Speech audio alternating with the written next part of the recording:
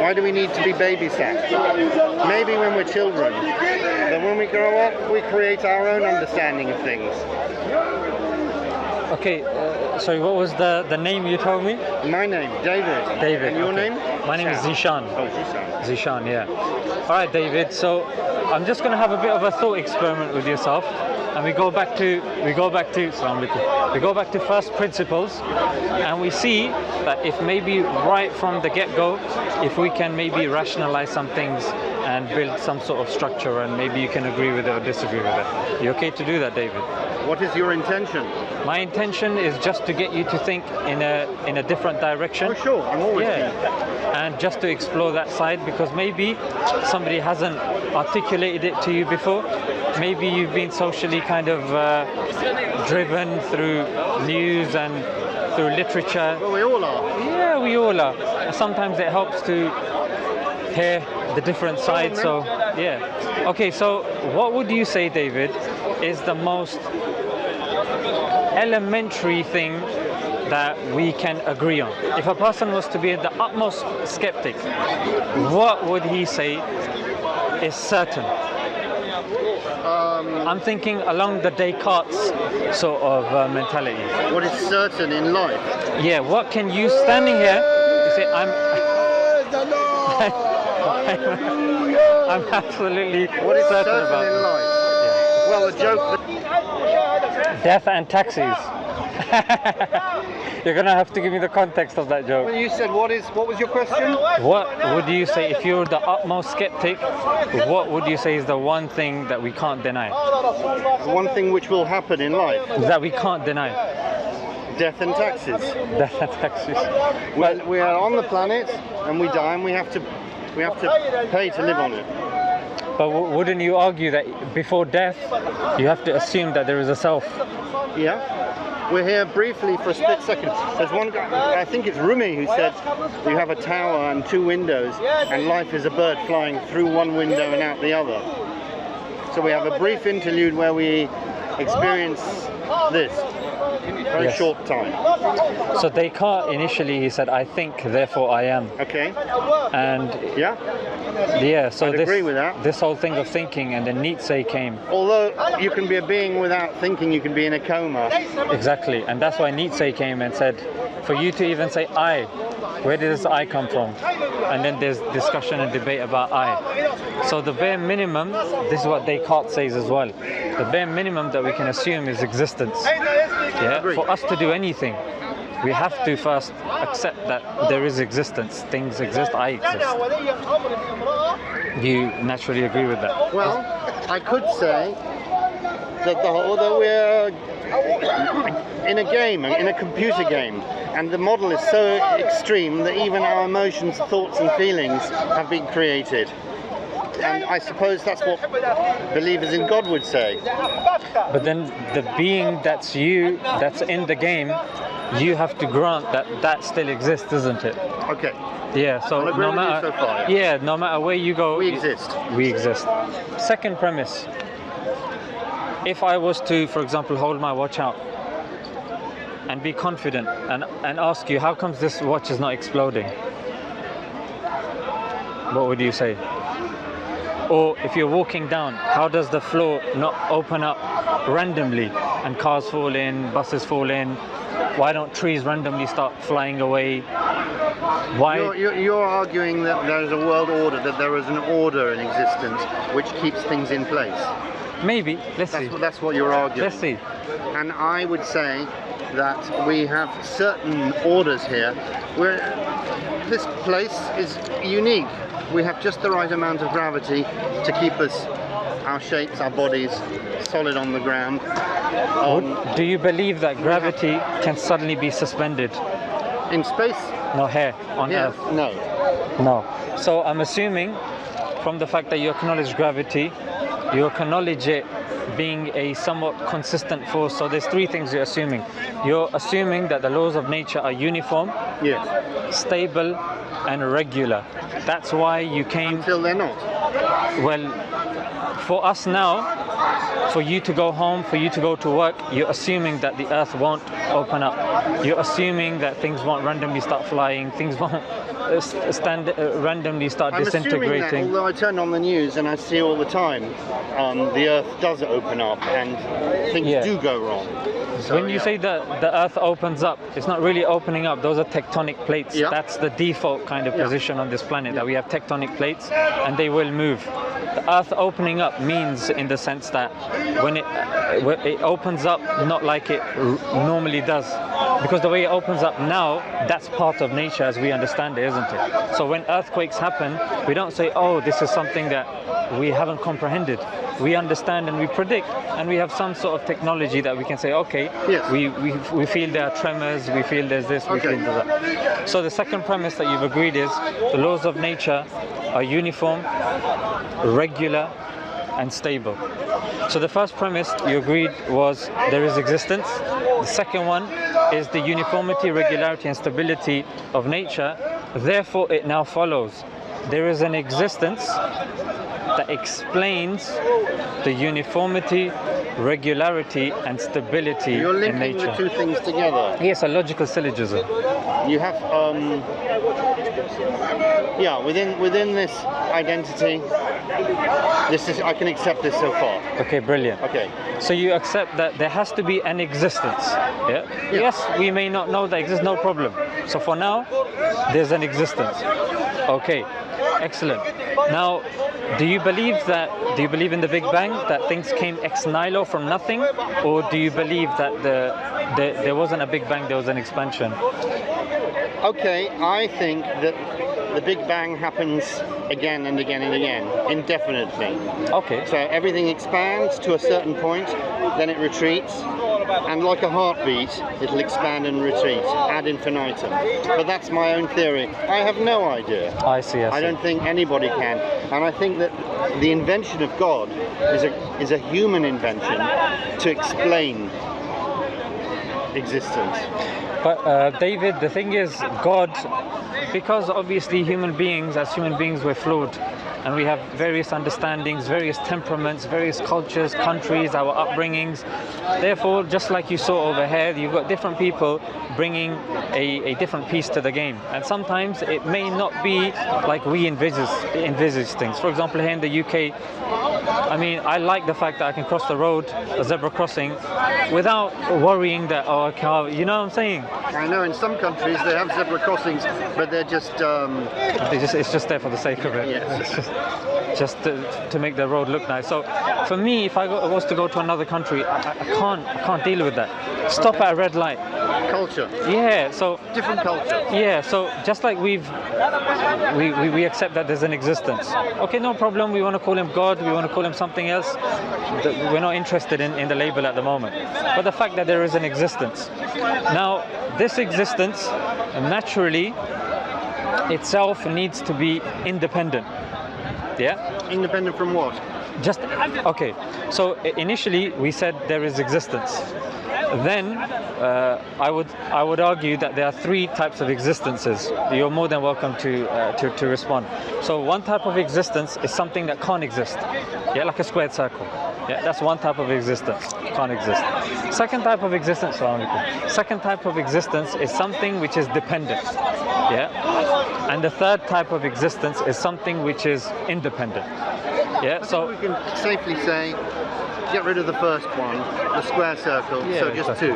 Yeah. Two. Yeah. In essence, yeah. But dependent or not, that's on the same level. So it's one, actually. You have existence. I just see one. There's two. I will tell you why there's two types of existences. So first, let's define these, because you've got these philosophers of the past that have defined them. So we've got some epistemic seed bed here that we can work with. So something that's dependent can cease to exist. Yeah, it's composed of parts, and those parts can be rearranged. Okay. Yeah. But that's all part of the one existence. So that's, I mean, I would say you're a dependent being. Yeah, I've got maybe 70 years on the planet, and then I'm trees. Hopefully longer. I'll move into something else. Yeah, hopefully longer. And then you have something which is independent. Maybe 80. 100, then you get a letter from the Queen. So But it doesn't make much difference. well, the letter from the Queen. No, they're numbers. Yeah, exactly. I agree with you. I agree with you. It's quality of life. So when it comes to something that's independent, that thing cannot cease to exist. That thing is not composed of parts, and that thing is not dependent on anything else. So then I'll pose the question to yourself: this universe, would you say the universe is dependent or independent? The existence. Let's say Universe, the as we universe. know it, yeah. I would say it's independent. You'd say the universe is independent. Yes. But then I don't know. No, but Because we have this phrase multiverse, don't we? we do. And if there is if we accept there's a multiverse, then the universe will be dependent on what happens outside it. So Very I good. don't know. Very None good. of us know. Yes. So even David, even if there is a multiverse, because the multiverse is dependent, is contingent on parts. Yeah. Sure. And because it's contingent on parts, therefore by definition is dependent on someone independent. So let's just say you say multiverse. A universe comes from another universe, that comes from another universe. Now David, if we continue this, then there is something called infinite regress, which means that we logically won't be able to stand here. There needs to be the start. There needs to be, as Aristotle called, the prime mover. And this prime mover needs to have started it all. Otherwise, the problem is that we can't technically exist because there's an infinite regress. Careful, there's a wasp trying to go in your sleeve. Oh my God, do you want to flick it off? I think it's gone. I think it's gone. Oh Yeah. God. Um, I seem to be a wasp I don't- magnet today. So you think that because we are independent parts, there has to be a reason, there has to be some, let's say, creative force. I understand where you're going with this. No, what I'm saying is the definitions that are A agreed creative force. you're moving of dependence. Yeah, so dependent beings are consistent of parts. They're made from parts. Yeah. They can cease to I exist, think for the etc. first time I'm going to disagree with you, because I think that chance, the throwing of all sorts of different kinds of chaos into the mix, nobody knows what's going to happen next, can change everything. So you're saying chance in itself is independent. That's the prime mover. Yeah. Okay. Then you call it chance. We call it God. Someone calls it an existence. Someone calls it something else. You've still acknowledged that there is some sort of prime mover. You're just calling it chance. That guy with the bicycle nearly knocked down the trident. But if he hadn't left over there, he wouldn't have. So you could go back, as you say, regressive. Yeah. So what you do? I'm not understanding where you're leading. So David, if I was to summarize, so initially you accepted that there needs to be an existence. I said, okay, no problem. Right. Now we're just trying to understand logically what that existence would compose of, what characteristics. So you already accepted that there's an existence. Then we say, okay, there were three types of existences. The first one you were unhappy with. You said it doesn't exist, squared circle, we can get rid of that. Then independent and dependent. Then I defined these as Bertrand Russell and the likes. All these guys have defined them. I mean, these are pretty, people don't really have difference of opinion with regards to the definitions. Dependent is something which is composed of parts, it can cease to exist, and depends on something else. Independent is something which is not consistent, is not dependent upon parts. So get to the... So the question that I posed to you was this. Yeah, so the question I posed to you was this. Is the universe dependent or independent? Then you said it was independent. And I wanted to say independent. That's our definition of God. So where we call him God, you're saying the universe is God. And then to follow on from that, I'm not using the word God. I understand, I am. So I'm saying we call the independent being God, whilst you would call it the universe. Well, no, because the definition of your religion, as I understand it, is that there is a willpower. That this God, this independence, wants to do things, wants to create things. And I don't believe that's the case. That's fine. I don't see why there should be a need to create things. But even if we were to look at will, also David, we also realize that if you were to look at, for example, Earth, yeah, or something in our universe, I would argue, why is it one way and not the other way? If we were to look at, Let's just say our planet. yeah, Why is it one way and not the other way? I don't wish to be filmed. You just film me. Why is it one way and not another way? Why is what one way? Our planet, the way it is, why is it one way and not another way? For example, why the way is it the way it is? Yeah. Why is the planet the way it is? Yes. Because of what happened moments earlier. And what happened moments earlier? Well, it's a process, isn't it? It's a logical process. So it's continuing indefinitely. The world won't be here one day just as it wasn't here in the past. You may be right, but we're more interested in how it started, the beginning. Well, it's a continual process of the transference of energy. Interesting. Do you believe that the universe is infinite? Or do you believe it had a I beginning? think how I described it earlier as a heartbeat of energy contracting and exploding indefinitely is as good as it gets. Do you believe it had a starting point? I believe it had a starting, but I don't know. You don't know. Okay, that's brilliant. I think that's an honest answer. But what I'm saying is that And we're not equipped to understand. We're just equipped to survive for a day, really.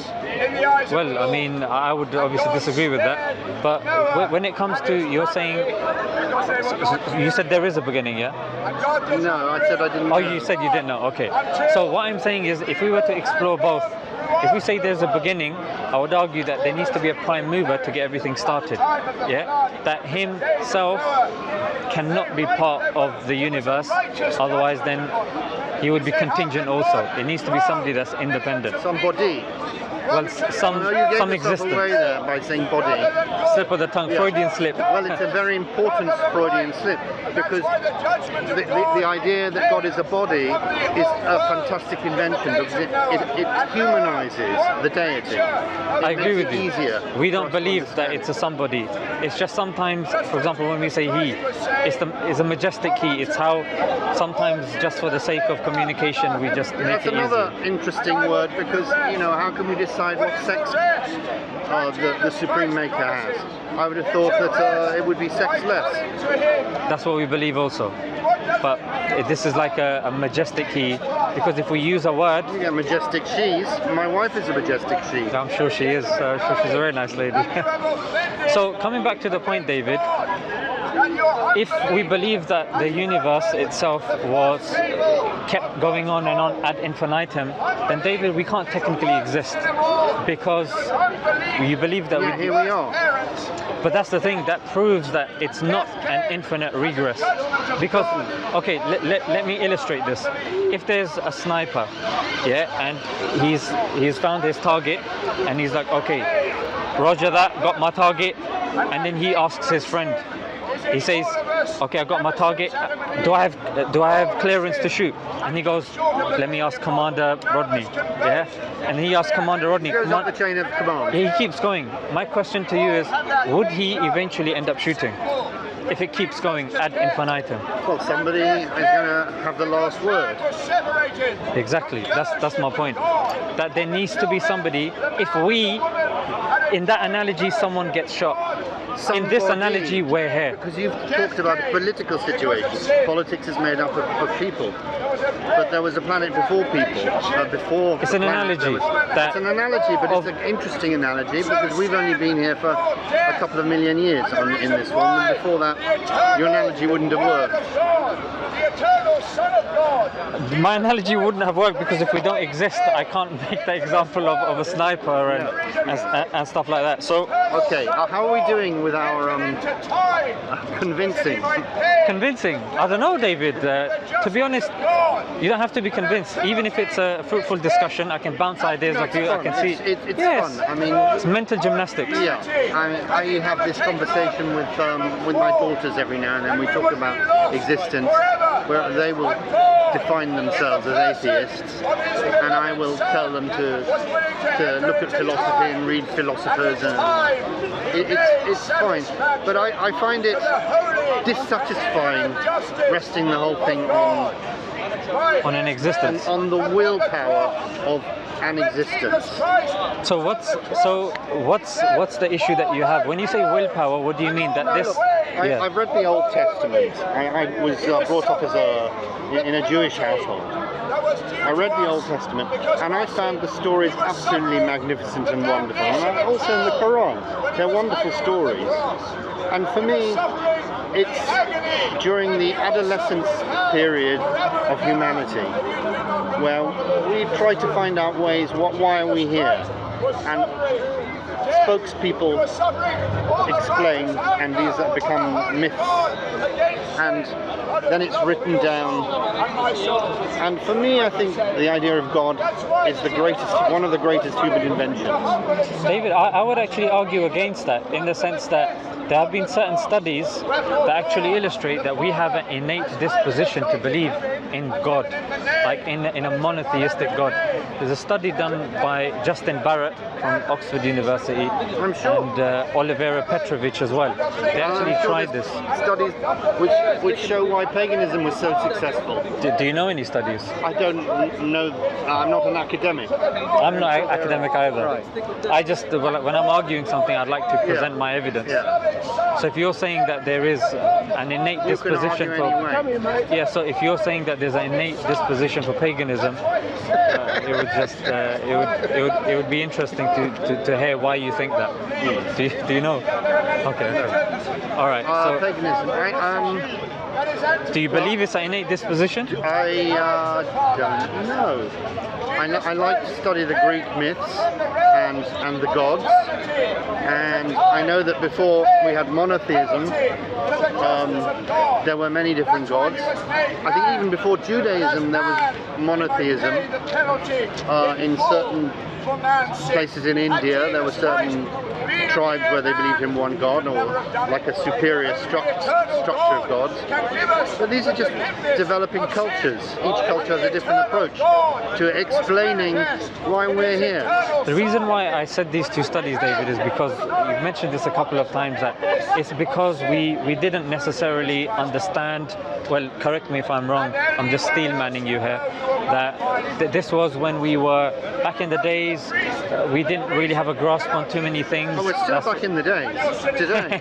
Is it? We've still got a long way to go, of course we do. Back in the days implies that there's a period before this period. Yeah, I know, we're now, we've still got a way to go, is we're in the middle of it. Well, if we go according to your theory, we might be heading towards, according to science, a big crunch also, Yes, as well, isn't it? Of course, an implosion before another explosion. Exactly. So who knows how long we have? Even our star, we don't know how long we have. So, what was the original point that we were discussing? Got me on a tangent. You're leading me in a direction, and I'm curious now for you to say, you see, aha. No. The thing, David, I'm not here to catch you up. I'm wanting you to prove that there is a God. I think for you to go from agnosticism into deism, that was the first step, where you acknowledge that there is an existence. Your only issue is that this exists. A theist. Deist. That doesn't make me a deist. Theist. Does it? No, it doesn't. But you believe in an existence, isn't it? I believe in existence. An independent existence. That does not mean that it was created by a god. No, I agree with you. So I can't be a theist or a deist. An existence, but so far we haven't necessarily put a label on it. No. Deists don't believe in a god either. They believe Don't they? in. What's the difference between a theist and a deist? Theist believes in a god. Deist believes in some sort of existence. That they believe something's there, but they haven't pinned it down. Theist believes in some sort of god creator. Well, I pinned it down by saying something is there. I pinned it down. I don't need to understand why it's. And that's fine. But you said, like, where's that moment? I said, for me, that was like the first step that you asked me. But then we go on, and you said, look, because we were people that didn't necessarily know. We heard other people. I would argue that this is part of our nature. Why? Because if there is a God, He would put it part of our nature. And there are studies that can back this. The Justin Barrett, he's put this study forward. Oliver Petrovich has put this study forward. So for you to then say, you know what, Zishan, I would disagree with you, and I would say we are polytheistic in our nature. And I'll say, okay, David, that's interesting. Do you have a study? You say, no, I don't have a study. Do you believe we're atheistic in nature? So not really. Or maybe, so do you have a study? No, I don't necessarily have a study. I'll say, okay, then so far academia is on my side, and I say, okay, so we believe. You've mentioned two writers. Doesn't mean that two academics. Yeah. Academics doesn't mean that existent that you're. I can mention more, no problem. But the thing is, David, whenever we're putting an argument forward or we're putting a claim forward, what we sources. Yeah, just to show that you're not just picking out your pocket. I would maybe recommend, I don't know if one of these cameras might pick up your mask slip.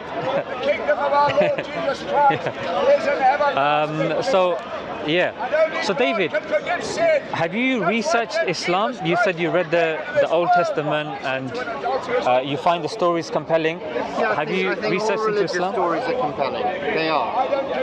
Have you looked into Islam? Are you aware of Islam? I haven't read the Quran.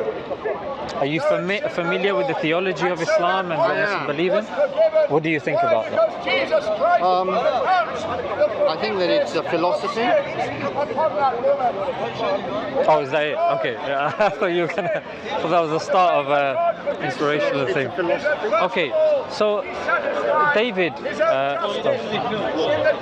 doesn't want to be filmed. Okay. The camera they focus only in him. Alright. Because if not, people they will not hear They won't be able to hear you. Okay. David, so Islam at this moment in time, we believe that there is one God. Yeah? And we believe that God has created us. He's put us on this earth for a purpose.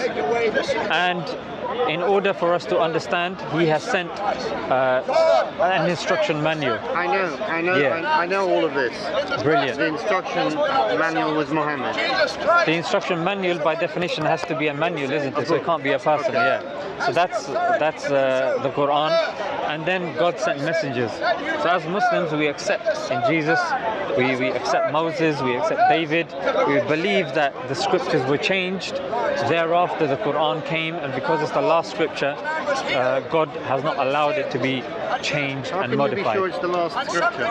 Because we don't know what's going to happen tomorrow. We don't know what's going to happen tomorrow. But God hasn't allowed, because what happens is in the previous scriptures, God says and mentions that there will be another prophet, there will be another scripture. But when the Quran came, the Prophet himself said, I am the last of the prophets, there will be no prophet to come after me. This is the final book, the final revelation. So it's fair to conclude that. You're more than welcome to disagree. Other philosophies, other beliefs will come in the future. And we don't deny that. They will find clever ways to show how previous ones were all leading up to their future philosophy. Or, David, I could argue that those people that are more clever will realize that the Quran did come, it was the last book, logically did make sense. But that's what I'm saying, it's ifs and buts. But the only way, David, to move forward is we have to really analyze and pin down these claims and present evidence when we're talking. Okay. So one thing, David, I would say is... Before I leave, as we're going to be concluding. Yes, so David, I was actually going to conclude there, and it's like you read my mind. The great minds think alike. So David, I guess what I would say is there's absolutely no harm, just like you read the Old Testament, I would say whenever you get a chance, read the Quran as well, give it a chance and see, and we're in the park every Sunday. Okay. Yeah, come and hopefully we can have a more enlightened discussion, and maybe if you have some evidences of the innate disposition, and then, like I gave you a few studies, you said maybe there's studies to do with polytheism or whatnot. I said you can do. You never know. All right. You never know. Nice talking David, to you. really nice speaking to you. Right. Thanks a lot. Enjoy your day. And watch out for the wasps. I need to.